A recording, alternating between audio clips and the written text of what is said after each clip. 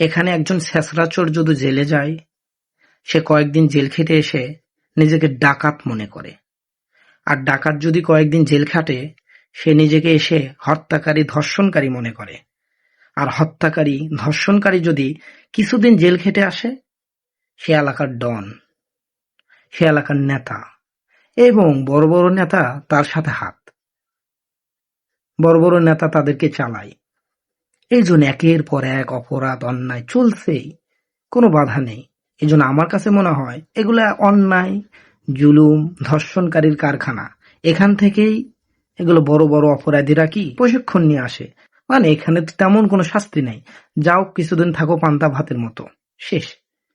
তো এগুলো বিচার ব্যবস্থা, এগুলোর কারণ আপনি কি সমাজে অন্যায়, অশ্লীলতা, হত্যা কমাতে পারবেন এগুলো আইন দিয়ে? সম্ভব? সম্ভব না। আপনি কি দেখছেন যে লক্ষ লক্ষ মানুষ, যেমন সৌদি আরব, কুয়েত, কাতার, এমন দেশে লক্ষ লক্ষ মানুষ রাস্তায় নেমে বলছে বিচার চাই, বিচার চাই, এমন দেখছেন কখনো? জি না। তারা বিচারকে ইবাদত মনে করে, তারা শাস্তি দেওয়াকে ইবাদত মনে করে। আপনার বলতে হবে না, শাস্তি আপনি অটোমেটিকলি পাবেন, প্রাপ্য, আপনার অধিকার, এটা দিতে হবে।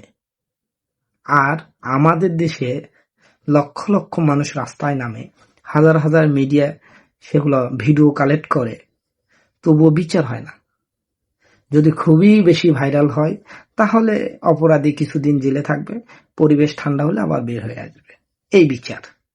তাহলে আপনি এগুলা বিচার দিয়ে সমাজের অন্যায়, অপরাধ কিভাবে মুক্ত করবেন, কিভাবে নিয়ন্ত্রণ করবেন, বুঝে আসে না। এই যে রামিসা, ছোট্ট বাচ্চা সোনামণির যে হত্যাকারী, সে অনেকবার বলে জেল খেটেছে, তার নামে মামলা আছে, রড চুরি করেছে, কি কি চুরি করেছে, তারপরে জেল খেটেছে, তারপরে এত বড় অপরাধী সে হয়েছে। জেল মানে পান্তা ভাত, অপরাধ হয় না, শাস্তি হয় না। কি হয়েছে? তার হত্যা করতেও কোনো দ্বিধাবোধ হয়নি, ছোট্ট বাচ্চাকে ধর্ষণ করতেও কোনো কিছু মনে হয়নি। যেহেতু এগুলো প্রতিষ্ঠানই তাকে এই কিলার বানিয়েছে, আমি তাদেরকে দোষ দিব অবশ্যই। তো এই আইন ব্যবস্থা দিয়ে আপনি সমাজের কোনোই কল্যাণ করতে পারবেন না, শুধু অন্যায় বাড়বে বাড়বেই। সময় থাকতে আপনারা শরিয়া আইনের দিকে অগ্রসর হন, চেষ্টা করেন। অবশ্যই জাতি আপনাদেরকে মনে রাখবে।